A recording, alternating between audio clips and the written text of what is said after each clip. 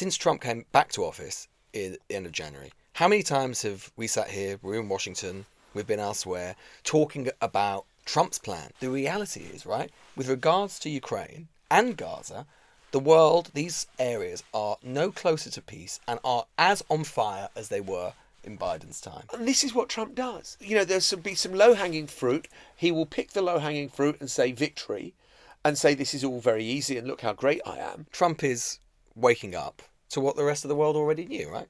Which is Putin's been playing him. And you could argue that something is fracturing here, which actually opens up what could be a fairer conversation ultimately. I can tell you what the president said last night, and that is he is frustrated with leaders on both sides of this war.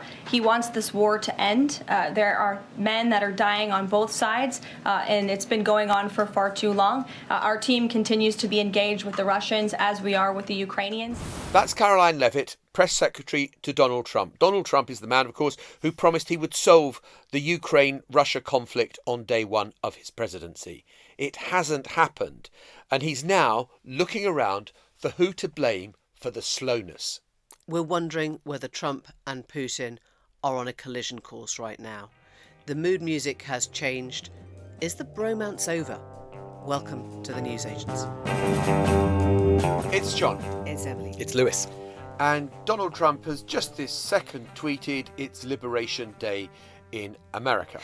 We're not going to talk about tariffs right now because we've spoken about tariffs a great deal. We're going to talk about Russia-Ukraine, which has been the other thing that Donald Trump has been promising in his first 100 days. And so far, the last time I looked, peace has not broken out in Ukraine.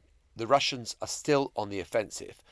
And Donald Trump, you sense, is getting increasingly frustrated that Vladimir Putin is not doing what Donald Trump wanted him to do. Yeah, and now Washington officials, couple, have told Reuters that they're acknowledging that Putin is, what they say, actively resisting their attempts to strike a ceasefire. And they're now looking at what, if any, economic or diplomatic punishments could be put in place to push Russia closer to a deal. And interestingly, in the Senate, about half of the Senate, and this is a bipartisan group, half Democrats, 25 Republicans, are now banding together to try and work out if there is a sanction to impose on Russia, which would be pushed towards it if it refuses to engage in what looks like sort of goodwill talks on Ukraine.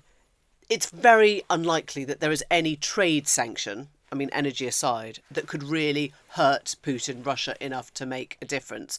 But I think what you have to listen to is that change of what we call the mood music, that, you know, this wonderful sort of friendship of the strong men together hasn't gone anywhere. And now we are April. I think this is all like a really interesting case study in kind of how Trump is masterful at portraying optics and exerting kind of political energy and actually distracting us from, and everybody really, from the reality of the situation, right? Which is that, you know, when we consider, since Trump came back to office in the end of January, how many times have we sat here, we're in Washington, we've been elsewhere, talking about Trump's plan, talking about trying to decipher, trying to decode what the kind of strategic thinking might be. The response from European leaders and Starmer as well, how that all plays into it. And where have we got to? The reality is, right, that we are no further forward. In fact, I would actually argue in some ways we maybe have gone backwards in terms of actually bringing peace to Ukraine. Biden received endless criticism, right, for the idea of sort of being atrophying in office, of being weak in office, of not exerting power in office, of looking like he was doing nothing in office, particularly with regards to Ukraine and Gaza. Like, the idea was the world was on fire and no one in the White House was doing anything about it. Trump comes in and has all of this energy, has all of this showmanship, keeps the world guessing. No one quite knows what he's thinking or where he's going with anything. But the reality is, right, with regards to Ukraine and Gaza, the world, these areas are no closer to peace and are as on fire as they were in Biden's time, right? He has used his energy and his showmanship to distract us from the fact that in reality, he's achieved very little to nothing. But that is part of what he does. I mean, I saw this play out in the first administration, when we fly to Singapore because Donald Trump is meeting Kim Jong-un, and it's going to be a whole new dawn for the relationship on the Korean Peninsula, where Donald Trump is going to do a peace deal with Kim Jong-un. And then there are atmospherics galore in Singapore. It all goes really well. There's going to be another meeting where they're going to discuss the practicalities in Vietnam. So a few months later, we all traipse off to Vietnam to watch the latest part of the spectacle unfold. But that's when they're discussing real issues, and there is no plan. There is no strategy for how you're going to, bring peace to the Korean Peninsula and demilitarize that kind of heavily armed area. And I remember the day that the news conference was due to happen at the end of the Vietnam talks. We're held on a bus that the White House has provided to take us to the news conference. We've got Secret Service agents, and we are held on the bus for an hour and a half. And then we get news that the talks have collapsed. There is no progress at all. So I was told this week that there is a plan, and the Brits are right in the middle of this plan, particularly Jonathan Powell, the National Security Advisor to the Prime Minister. And the plan involved bringing Putin bit by bit, tiny concession by tiny concession to the table, so that each time he broke whatever was on the table, it helped Ukraine establish what they were doing right compared to what Russia was doing wrong. And in essence, when there was the whole question about stopping the bombing of infrastructure, do you remember this is the whole thing? We can get both sides to agree not to bomb energy infrastructure, which of course Putin broke an hour later. And what I understood was that this was leverage, at least from the British side, to say, OK, you see, Putin's broken that. Trump, what are you going to do now? I mean, there is a world in which they had to make Trump angry with Putin to push it into a place where the narrative would change away from Zelensky, you're the idiot, you've got no cards, why aren't you wearing a suit, aren't you a dictator? And you could argue that something is fracturing here, which actually opens up what could be a fairer conversation ultimately. I think that what we could potentially be seeing, and obviously Trump, as we always say, is quixotic, he could change his mind quite quickly. But if he really is pissed off, as the briefing suggests, I think, Trump is waking up to what the rest of the world already knew, right? Which is Putin's been playing him. Yeah. Putin's been taking the piss out of him. Isn't it lovely that he's sort of the last person to get it? Yeah, and I suppose, look, I mean, if you're being generous and charitable, you could say, look, actually there is, and take a slightly longer view, there is quite a long history, probably poor history, but a long history of incoming US presidents who try and reset relations with Russia. There's the famous case, Obama, Hillary Clinton meets with Sergei Lavrov, who was even then, the Russian foreign minister, and they have a little red button, and they both press it, and they're cackling away, saying this is the reset button. And actually the harsh realities of geopolitics and Russian, what they perceive as their national self-interest kick in, right?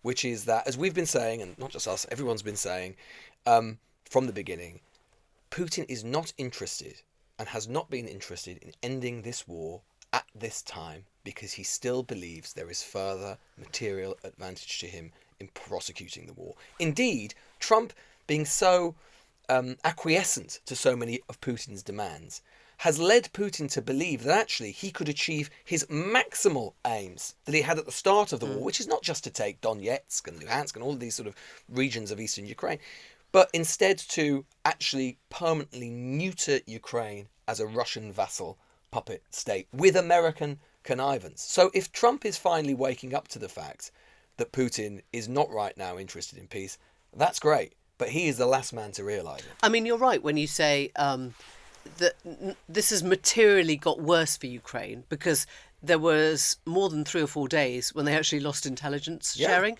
They lost weaponry. They had to think what they were going to do with their suppliers on the front line because they weren't backed up with stuff coming through from America. So, yes, if anything, it has become much harder for Ukraine. They haven't seen any benefits to this at all.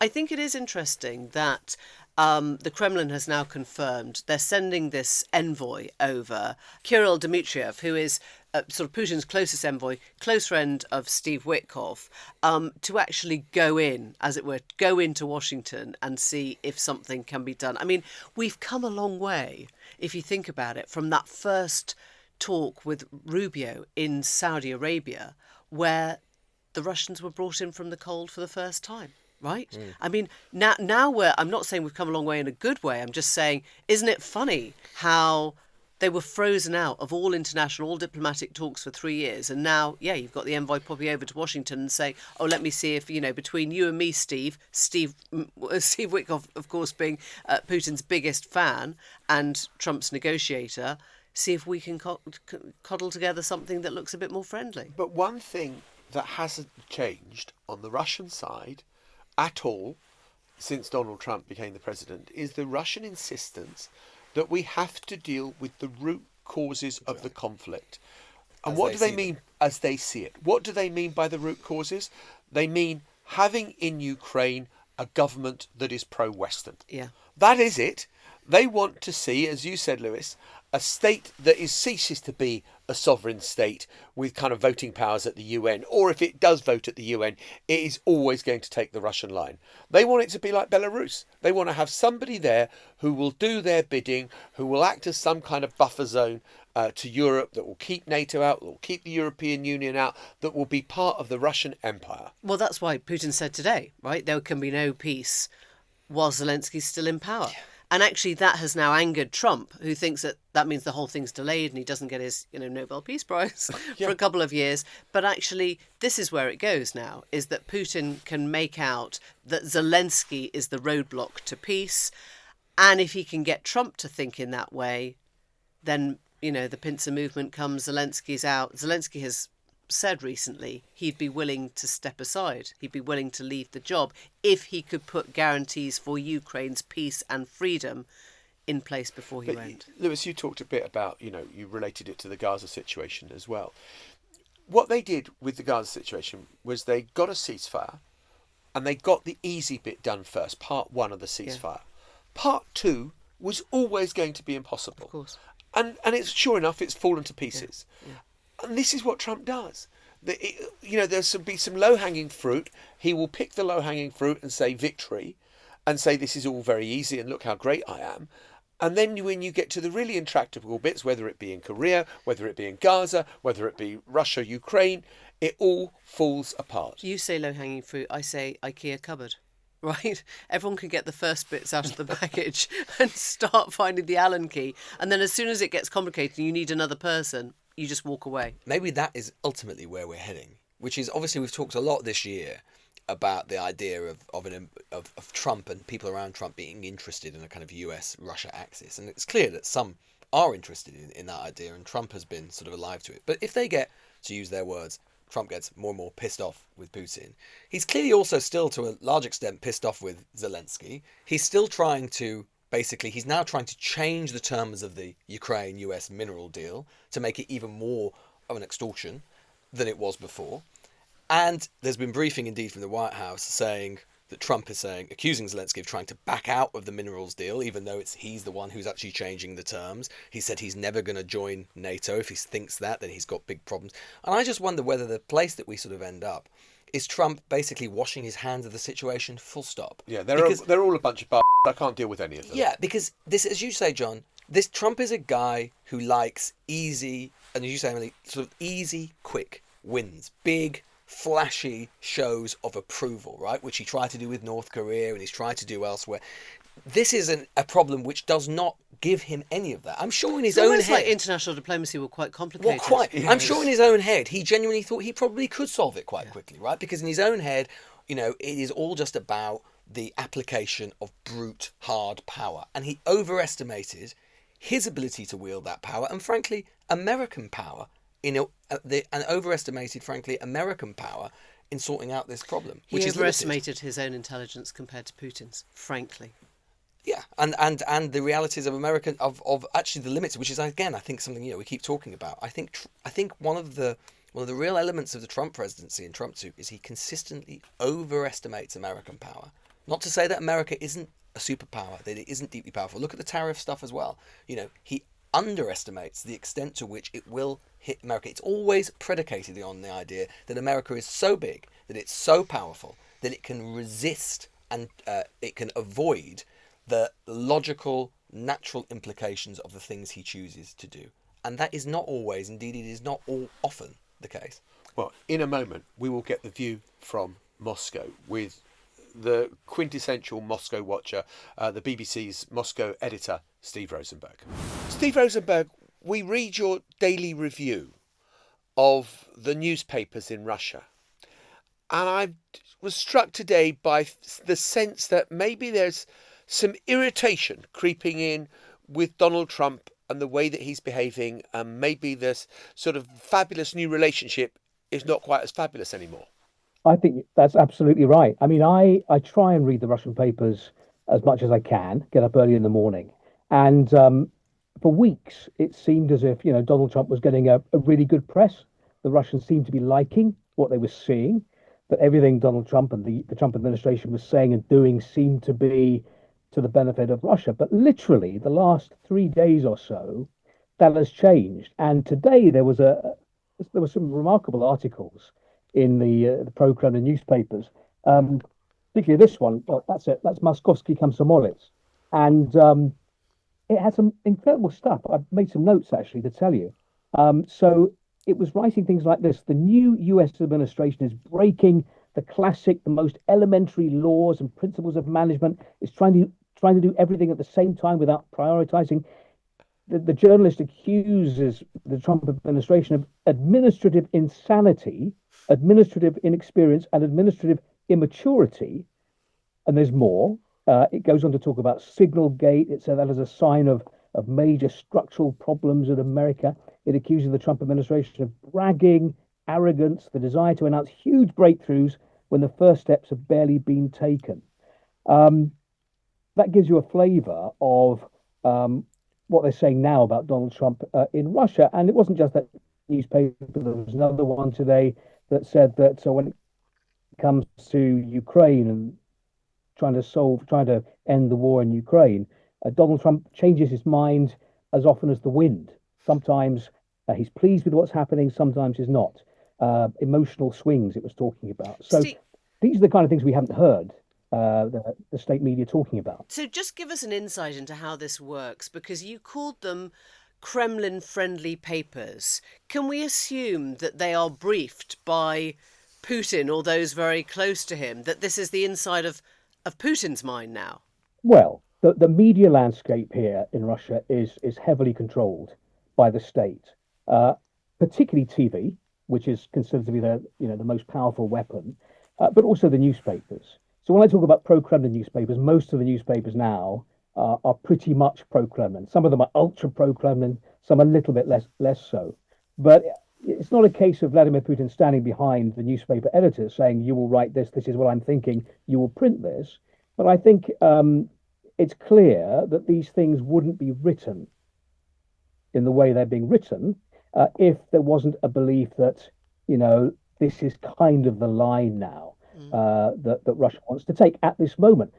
Having said that, all these articles make clear that it's still important for Russia to talk to Donald Trump and the US administration. So that first article I quoted made it clear that America is still the key to resolving the Ukraine crisis, the Ukraine conflict.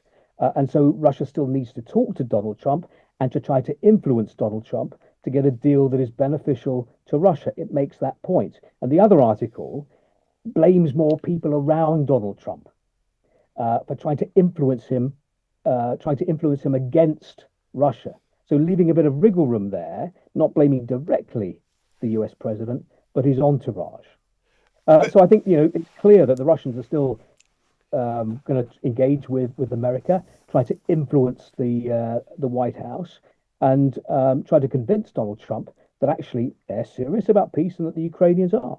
But one of the asks has been, and the deputy foreign minister, I think it was in Moscow, has said that Zelensky has to go. That is one of our prices for a peace deal, and that is sort of saying, well, we can't get peace without regime change in Ukraine.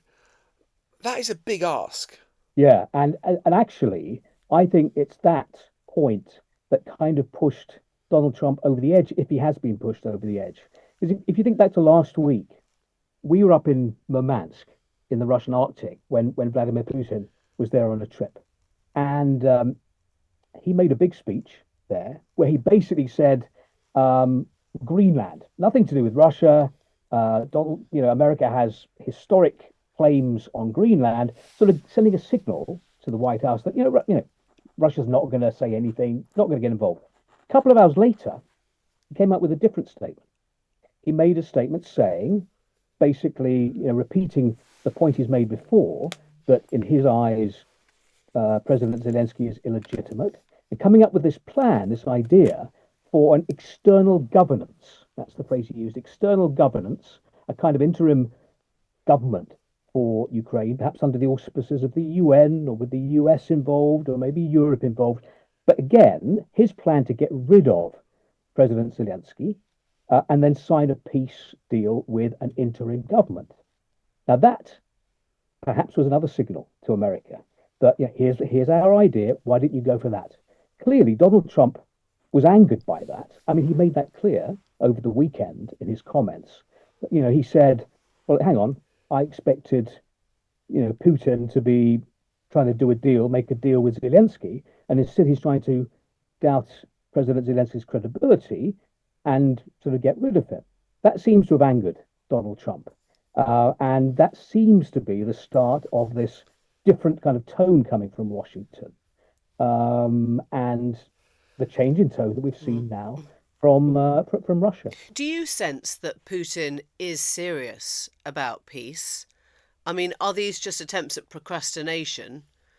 Or do you think he is serious? I mean, I understand it's, peace on Putin's terms is a very different thing to peace on Zelensky's terms. But fundamentally, do you think he wants the fighting to stop now? Yes.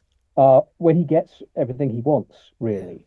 I mean, as far as Vladimir Putin is concerned, I don't think his aims have changed from 3 years ago. What were the aims 3 years ago? I think the aim when he started what he believed would be a short, sharp, special military operation was to basically force the whole of Ukraine back into Russia's orbit. He thought that the government in Kiev would fall very quickly and that there would be no need for a 3-year war, that very easily Russia would regain influence and control of the whole of Ukraine.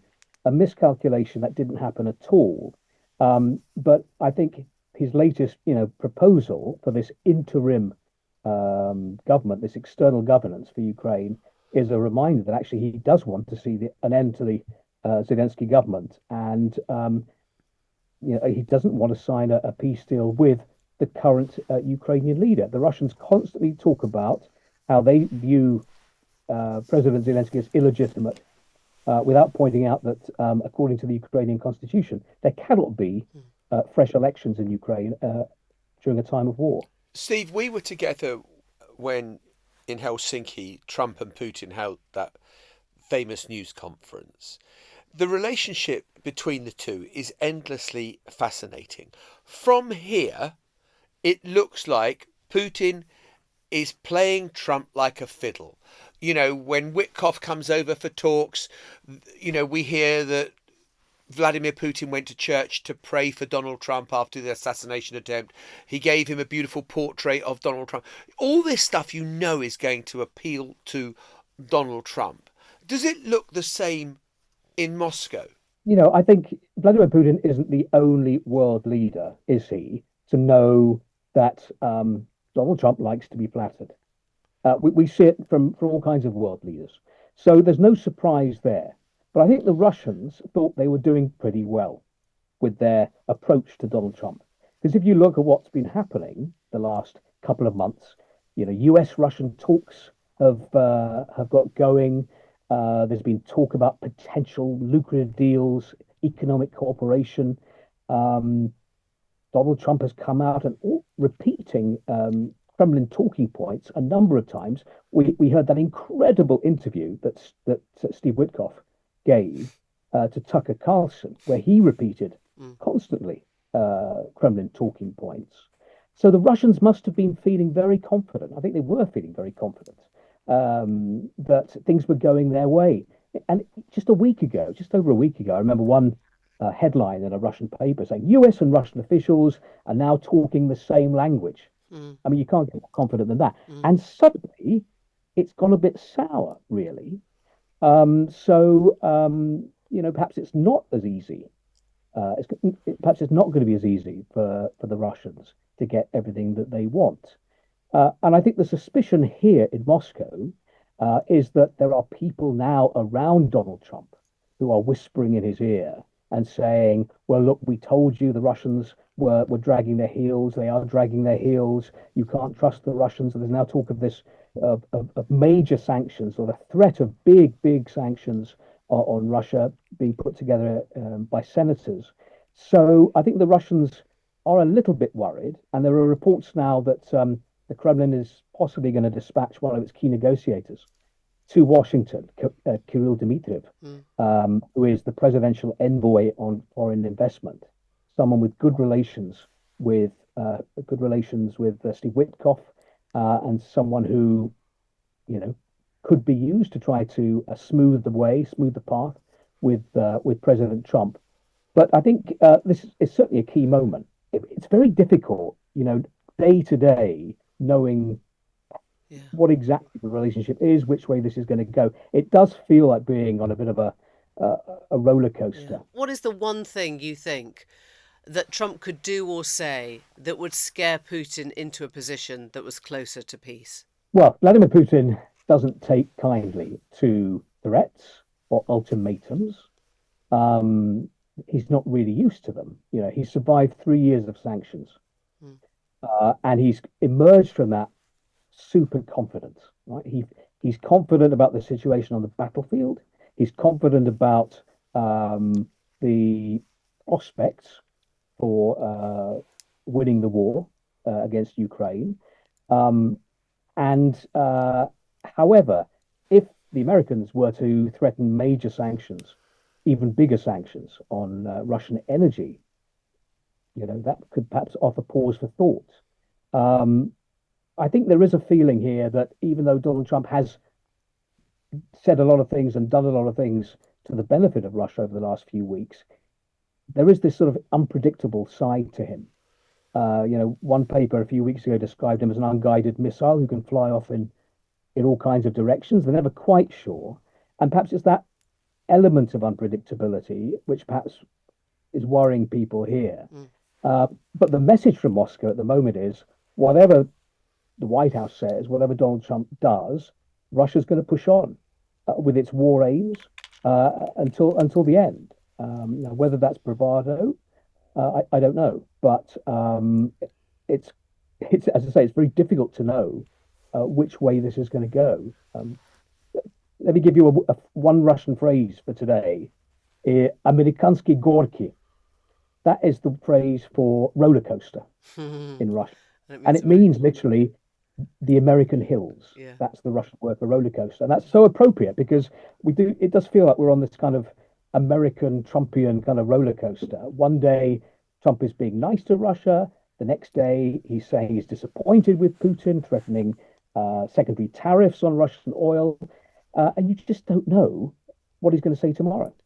And Steve, that's such an interesting kind of question to raise, because I wonder whether in the Kremlin they would rather have a president in the United States in Pennsylvania Avenue who they knew where he stood on any given issue and could have predictability in the relationship, or you have someone who seems to like Vladimir Putin, and it's the oddest relationship I've witnessed in modern politics, the sort of seeming fascination, admiration that Donald Trump has, but you get unpredictability as well. Well, yeah, I mean, you can't have everything, can you? I mean, let's look at what Vladimir Putin has got up till this point over the last 2.5 months, right? We've seen Donald Trump pick fights with traditional American allies, right? With Canada, with Denmark, with the EU.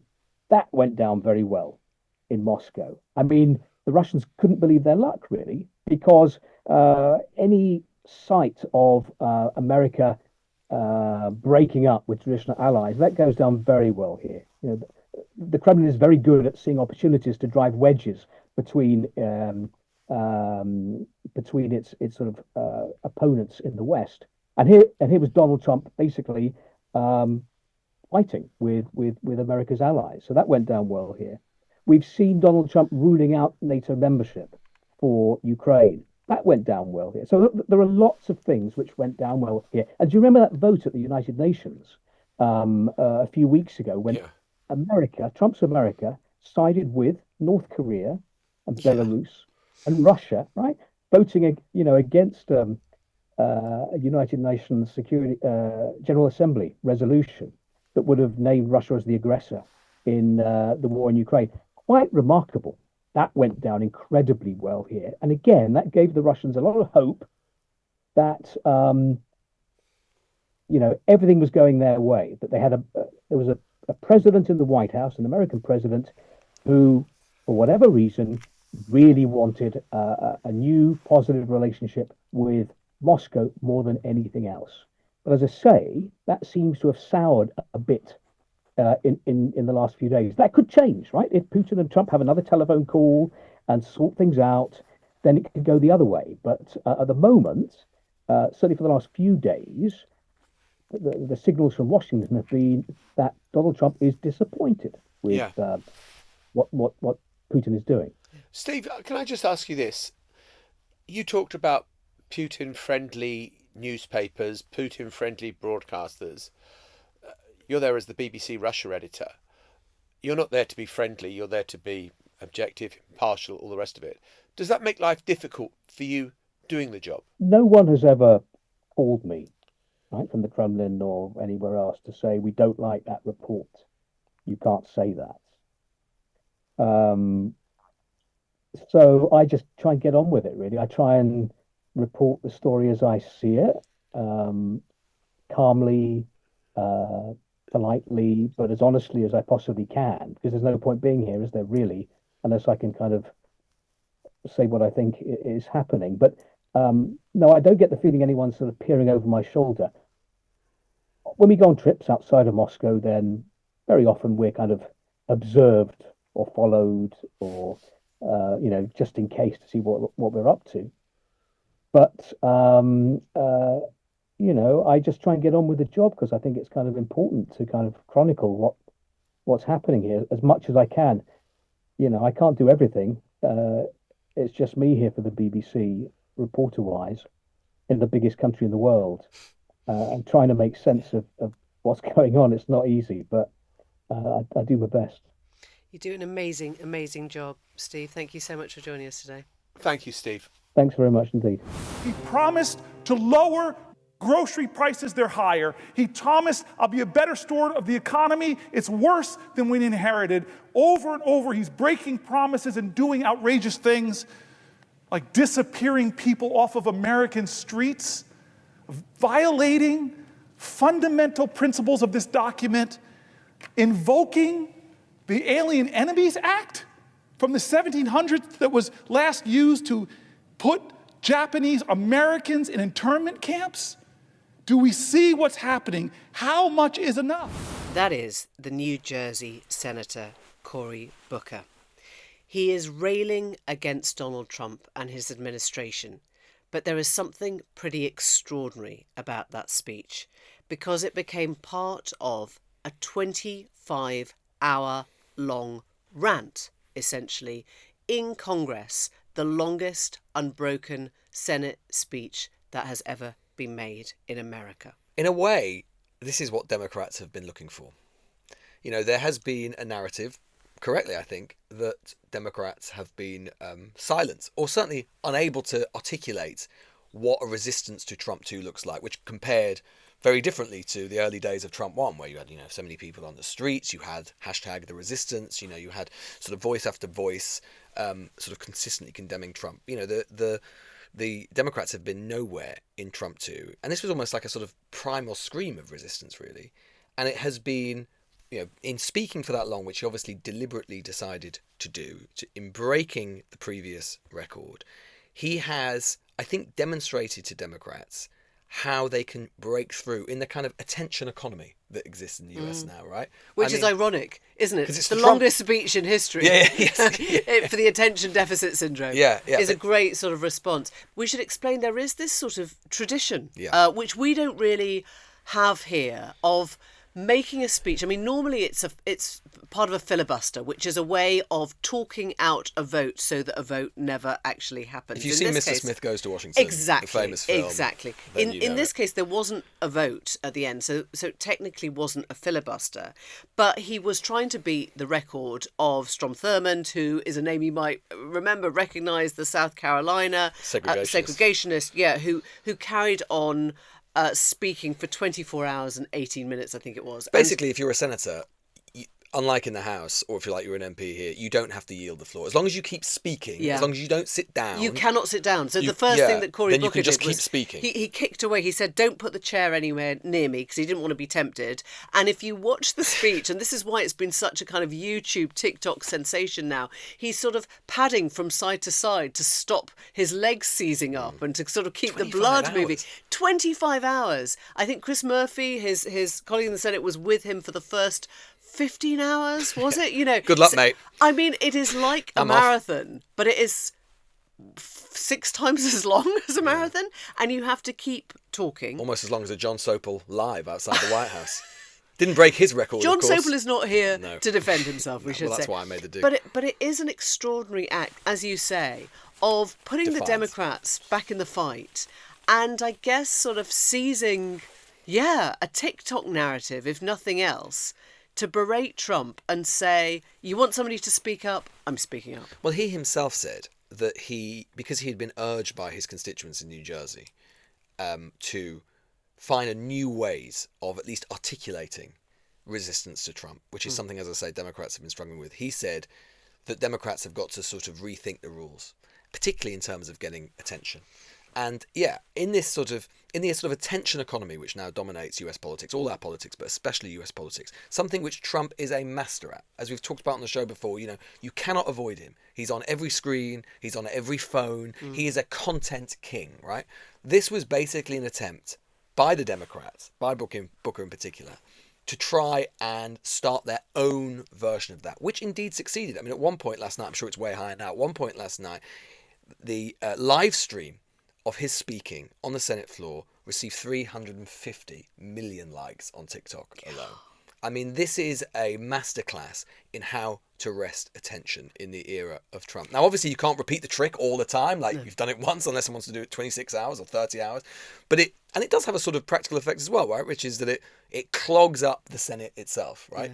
Can't do any Senate business which is Republican controlled, as long as he keeps talking. Yeah, and how did he keep talking? Well, one of the things he did was he read out dozens and dozens of letters from people who he said were terrified Americans with heartbreaking stories. He then started quoting from a US AID employee, somebody who'd lost their job through the Doge cuts, who told a devastating story about shattered dreams, shattered projects across the world. And he used this phrase, the beacon of our democracy grows dim across the globe. And I guess we're in an age of a lot of rhetorical flourish, but the fact that doesn't seem particularly hyperbolic now, I think is what gives this its real strength. That he is talking on behalf of not just his New Jersey constituents, but as he would say, the Americans who are writing in and saying, what is actually happening now? What is happening now? And he certainly won't have done his own chances in the 2028 presidential race any harm whatsoever. That was where you started. Have the Democrats found a new leader? There are a lot of questions at the moment. Anyone who appears on the sort of, the Sunday morning shows is always asked at the end, are you ruling out... I don't think Corey's ruling out anything. I don't think there's a lot of ruling out at the moment. No. Gavin Newsom, the governor of California, has just launched his own podcast with lots of sort of MAGA manosphere guests on there, and Cory Booker is very much in the centre of attention of the Democrats' world now. I think this will only intensify as people... there is no opposition leader. That's what we always say about America, right? There is Trump, and then there's kind of everyone else. Yeah, and this is an attempt to try and break that. I think it's interesting because there are sort of two schools of thought that the Democrats have been wrestling with, right, since the start of the second Trump presidency. One is articulated by someone like James Carville, the former Bill Clinton advisor and election campaigner, which is to sort of say Democrats should just go to sleep. they should just shut up. Play Play dead, because our approval ratings are really low. Allow Trump to just dominate. What Trump wants is to feed off us. Every time we say something, we give him an enemy to fight against, and he can sort of flood the zone with that. We don't want to do that. Let him make his own mistakes, which will be manifold. That's one view. There's another view which is taken up by people like Bernie Sanders, for example, and obviously Booker now, and to some extent Gavin Newsom, who are saying, no, we've got to be out there. We've got to be rivaling Trump for attention. I don't think it's either or, though. Well, I think where the Democrats are right, and it's interesting, on the US episode today, on News Agents USA, we're talking about the ICE, the immigration deportations, and the ones that have gone really badly wrong.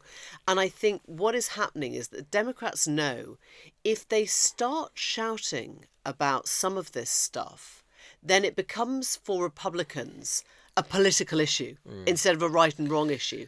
And they don't want to turn these issues into something that the Republicans will then start to defend, even if they hate it, because they see the Democrats are against it. I mean, it is a warped and toxic political environment. We know that already.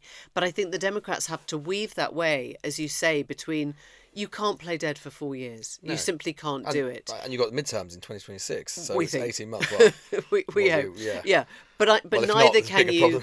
Yeah, exactly. But I guess neither can you turn every single thing into something that just creates what feels like political noise that the Republicans will then shut down. You also got to. There's two different audiences, right? And I think what the Booker stuff is actually really good at is there has been tremendous dissatisfaction with the Democrats. By ordinary Democrats, exactly. Sort of party activists, but also kind of more active Democratic voters, right? Never mind, forget the sort of average, the swing voter, independent voter, or even sort of MAGA voter. You know, the Democrat brand has never polled less well, never polled worse, right? Yeah. And that has been driven not by a collapse in support from independents or whatever, but by Democrats themselves who are so dissatisfied with the complete lack of clarity from the Democratic leadership in terms of opposing Trump. So, if nothing else, this does give a little bit of hope and a little bit of succor to people who have been to Democrats themselves. And as I say, as a result, Booker will have done himself no harm with party activists, who are the ones, after all, who vote in primaries. I did say that the record was now 25 hours and 8 minutes. That's wrong, actually. He stopped talking after 25 hours and 4 minutes. So shame on him. Should we do a 25-hour podcast? And 8 minutes. And 8 minutes, 9 minutes. Yeah, screw you, Corey. Yeah, exactly. John. Well, we'll need John for that. Bye for now. Bye-bye. The News Agents. This is a Global Player original podcast.